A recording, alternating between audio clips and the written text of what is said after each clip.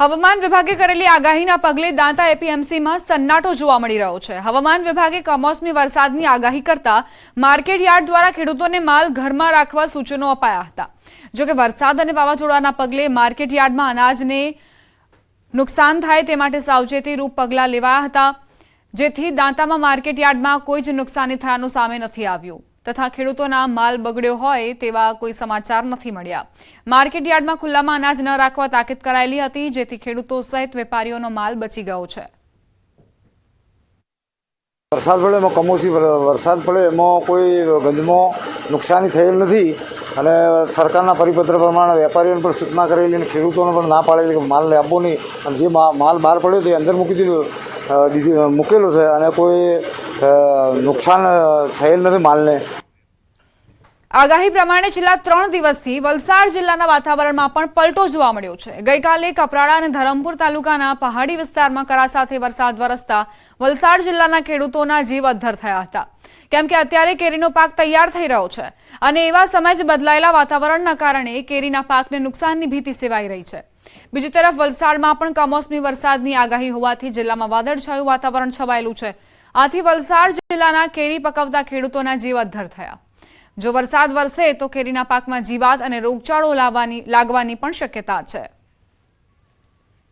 પણ ચિંતા છે જ, જો આ વરસાદ અત્યારે અહીંયા પડ્યો તો કેરીને પણ નુકસાન છે જ। એક તો આમ પણ કેરી આ વર્ષે 30% થી 35% જ છે, વધારે કંઈ છે નહીં મળે। એમાં પણ જો વરસાદ પડ્યો તો એમાં પણ નુકસાન થવાની શક્યતા વધારે છે। પણ પાક એકદમ ઓછો 36%। એમાં જો આ વંટોળ અને વરસાદ આવશે તો ખેડૂતોએ રોવાનો વારો આવશે। અને હાલમાં આપણા એરિયામાં નથી પણ ડુંગરાળ એરિયામાં ધરમપુર એરિયા છે કે એ બાજુ વરસાદ આવ્યો છે અને જો ઉમરગામ તાલુકામાં આવશે તો ખેડૂતોએ રોવાનો વારો આવશે અને નુકસાની બહુ મોટી જશે। એમાં ધરમપુર કપરાડા સાઈડ એટલો વરસાદ અને પવન આવ્યો એ જ રીતનું જો આપણે અહીંયા થયું તો કેરીમાં બહુ મોટું નુકસાન જાય બધા ખેડૂતને। અત્યારનું જે 3-4 દિવસથી જે આ ચાલતું છે વાતાવરણ આ વાદળવાળું, એની લીધે બફારો બી વધારે છે, ટેમ્પરેચર વધી ગયું, એને લીધે કેરી પણ થોડી જલ્દી પાકીને પડવાની સંભાવના છે। હવે અન્ય સમાચારો પર નજર કરીએ। ભાજપમાં ચાલતા મેન્ડેટ વિવાદ અને અન્ય મુદ્દાઓ પર ઇફકોના ચેરમેન દિલીપ સંઘાણી સાથે ન્યૂઝ 18 ગુજરાતીએ ખાસ વાત કરી, જેમાં સંઘાણીએ ઈલુ ઈલુ શબ્દ અને મેન્ડેટને લઈને તમામ મુદ્દાઓ પર વાત કરી। ભાજપના નેતાઓ વચ્ચે છેડાયેલો ઈલુ ઈલુનો વિવાદ હાલ ચરમસીમાએ પહોંચ્યો છે। આ સમગ્ર ઈલુ ઈલુ પ્રકરણ મુદ્દે હાલ અમારી સાથે વાત કરવા માટે ઉપસ્થિત છે ઇફકોના ચેરમેન દિલીપભાઈ સંઘાણી। દિલીપભાઈ, ખૂબ સ્વાગત ન્યૂઝ 18માં આપનું અને સૌથી પહેલા ખૂબ ખૂબ અભિનંદન આપને ઇફકોના બિનહરીફ ચેરમેન બનવા બદલ। આભાર। દિલીપભાઈ, છેલ્લા 2 દિવસથી તમારા ઈલુ ઈલુ શબ્દે વેગ પકડ્યો છે। ક્યાંક એવું મનાય છે કે આ ઈલુ ઈલુનો જંગ એ દિલીપ સંઘાણી વર્સિસ ભાજપના પ્રદેશ અધ્યક્ષ CR પાટીલ છે। એક તો ઈલુ ઈલુના શબ્દો મારા છે નહીં અને મારો કોઈ જંગ છે નહીં। હું તો ભારતીય જનતા પાર્ટીનો કાર્યકર્તા છું। CR પાટીલ અમારી પાર્ટીના પ્રમુખ છે, તો ભારતીય જનતા પાર્ટીના હિતના નિર્ણયો જ્યારે લે સંગઠન બાબતે તો એનું અમલીકરણ કરતો હોઉં છું, જેમ અમારા કેન્દ્રીય પાર્લામેન્ટરી બોર્ડે લીધેલા નિર્ણયો જે હોય એનું કે રાજ્ય પાર્લામેન્ટરી, તો જંગમાં તો હું વિશ્વાસ કરતો નથી, સહયોગ અને સહકારમાં વિશ્વાસ કરું છું। અને સહકારની વાત આવે તો એમાં મદદરૂપ થવા માટે જે કરવું જરૂરી લાગે એ કરતો હોઉં છું। આપ એવું કહો છો કે દિલીપ સંઘાણી વર્સિસ CR પાટીલ નથી, પણ એવું મનાય છે કે આપના જ થકી, આપના જ સહયોગ થકી પાર્ટીના મેન્ડેટ વિરુદ્ધ જયેશ રાદડિયા ચૂંટણી જીત્યા છે। તો શું આ દિલીપ સંઘાણી વર્સિસ CR પાટીલ ના થયું? કારણ કે મેન્ડેટની સરેઆમ વિરુદ્ધ ગયા છે દિલીપ સંઘાણી। પ્રથમ તો આની સ્પષ્ટતા કરી લઉં કે ઇફકોનો ચેરમેન હું હતો, ફરી વખત ચૂંટણી આવી, છેલ્લું અમારું બોર્ડ હતું 24 તારીખે, 24 થી 30 તારીખ સુધીમાં ફોર્મ ભરવાના હતા।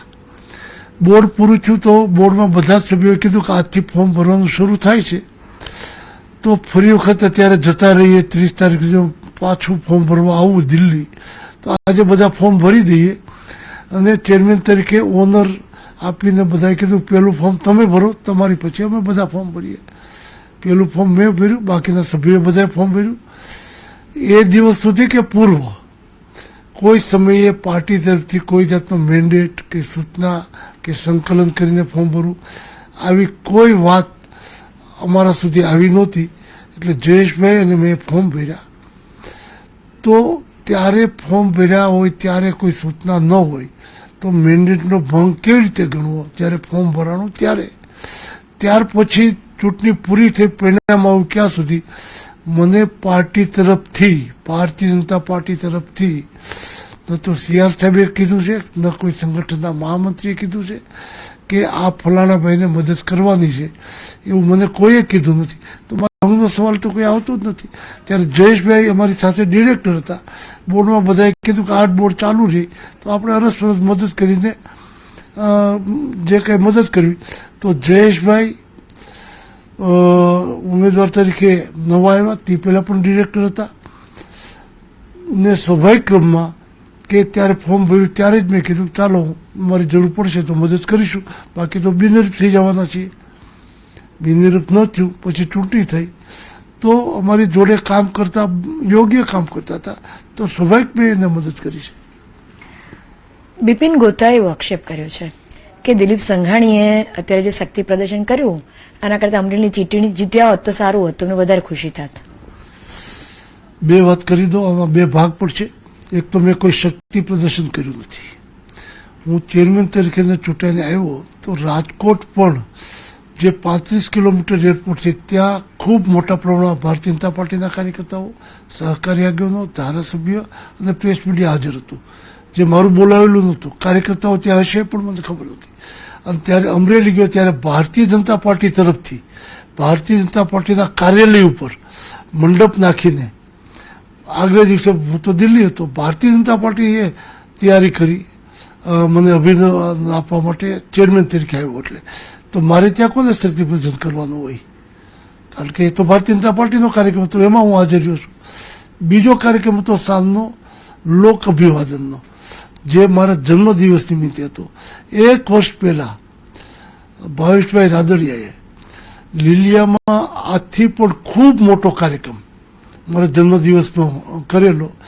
તે દિવસે એને જાહેરાત કરી હતી કે હું આખું વર્ષ દર 12 તારીખે લીલિયામાં સંસ્થાઓ તરફથી સામાજિક પ્રોગ્રામો કરીશ. અને 12 મહિના કર્યા, 12 તારીખોમાં. અને છેલ્લા કાર્યક્રમનું સમાપન કાર્યક્રમ પણ હું સારો કરીશ. તો એ સમાપન કાર્યની જાહેરાત તો 1 વર્ષ પહેલાં થઈ હતી.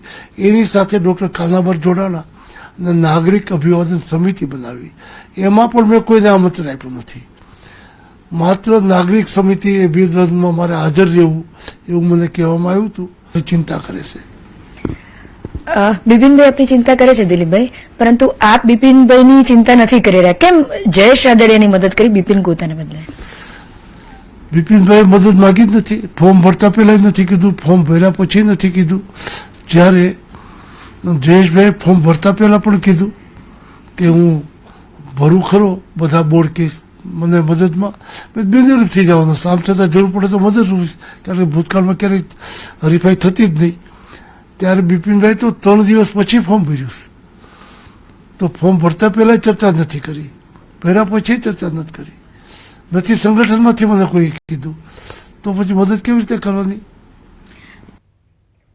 સંકલન સમિતિને લઈ શંકરસિંહ વાઘેલાનું નિવેદન. પૂર્વ મુખ્યમંત્રી શંકરસિંહ વાઘેલાએ નિવેદન આપ્યું કે સંકલન સમિતિ કાયમી સમિતિ છે. રાજકોટમાં ચૂંટણી પૂર્ણ થાય ત્યારે કામ પૂર્ણ થયું. પાર્ટ 2, પાર્ટ 3 એવું એમાં ન હોય. કાગવડ ખોડલધામના મંદિરે તેમણે આ નિવેદન આપ્યું. આ સાથે તેમણે ભાજપના સહકારી મેન્ડેટ બાબતે પ્રતિક્રિયા આપતા કહ્યું, હું અત્યારે તેમાં નથી. દરેકની ચડતી પડતી હોય, ટાઈમ હોય, મર્યાદા હોય. ભાજપનું ક્લાઇમેક્સ આવી ગયું. માતાજીના સાનિધ્યમાં વાત કરવી સારી નહીં. સંકલન સમિતિ વાળા મિત્રો મળવાના છે અને એ પરમનન્ટ કમિટી છે, ફક્ત આ કામ માટે નહોતા મળ્યા. એ સંકલન સમિતિ આ ક્ષત્રિય સમાજનું કામ જે દિવસે રાજકોટ લોકસભાની ચૂંટણી પૂરી થઈ એ દિવસે કામ પૂરું થાય છે. પાર્ટ 2, પાર્ટ 3 એવું એમાં કંઈ ન હોય. કોઈના ઘરનું હોય પણ સમિતિ તરફથી કંઈ નથી આવી મને માહિતી છે. ચાલ્યા કરે, દરેકની ચડતી પડતી હોય, દરેકનો ટાઈમ હોય, દરેકની એક મર્યાદા હોય.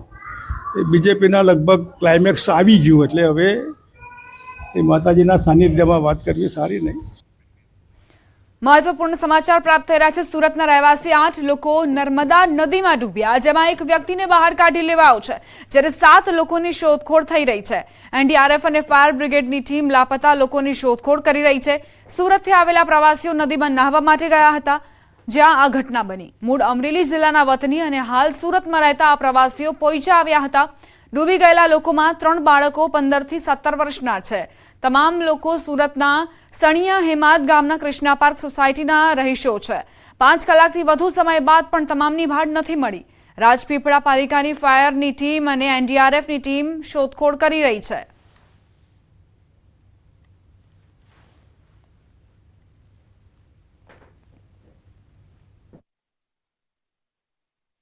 કૃષ્ણા પાર્ક સોસાયટીમાં રહેતો એક પરિવાર જે 12:30 વાગે નર્મદા નદીમાં નાહવા પડ્યો હતો, જેમાં 8 લોકો એક પછી એક ડૂબ્યા હતા. તમે જોઈ શકો છો તેમ કે જે સવારની જે ઘટના 12:30ની છે, અત્યારે 6 વાગી ચૂક્યા છે અને આ 6 વાગ્યાની ઘટનામાં અત્યાર સુધી એક પણ વ્યક્તિ જે 7 જણા લાપતા છે જે નહીં મળી શક્યા.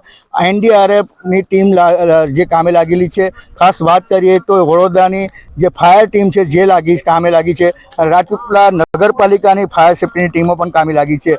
એટલે કહી શકાય કે જે આ પરિવારના જે 7 સભ્યો છે એ 7 સભ્યો આજે પણ અત્યારે પણ માં નર્મદાની ગોદમાં છે. એટલે હાલ વાત કરીએ તો જે વારંવાર જે ઘટના બનતી હોય છે નર્મદા નદી કાંઠે આવેલી જે આ પોઈચા ગામ છે, પોઈચા ગામે આવા જે બનાવો જે કિસ્સાઓ છે એ વારંવાર બનતા હોય છે. પરંતુ વડોદરાની જે મોટી ઘટના ઘટ્યા બાદ આ પ્રથમ એવો બીજો કિસ્સો છે કે જે નર્મદામાં 8 જેટલા વ્યક્તિ એક સાથે ડૂબ્યા અને જે હજુ પણ લાપતા છે. એક વ્યક્તિને જે સ્થાનિક નાવિકે બચાવી લખ્યો છે, પરંતુ તંત્ર ખડે પગે છે, પોલીસ ખાતું ખડે પગે છે. પરંતુ હજુ હવે જોવાનું એ રહે છે કે એનડીઆરએફની ટીમને કેટલી સફળતા મળે છે, કારણ કે 7 લોકો જે છે એ હજુ પાણીમાં ગરકાવ છે અને જેઓ લાપતા છે. દીપક પટેલ, ન્યૂઝ 18 ગુજરાતી, નર્મદા.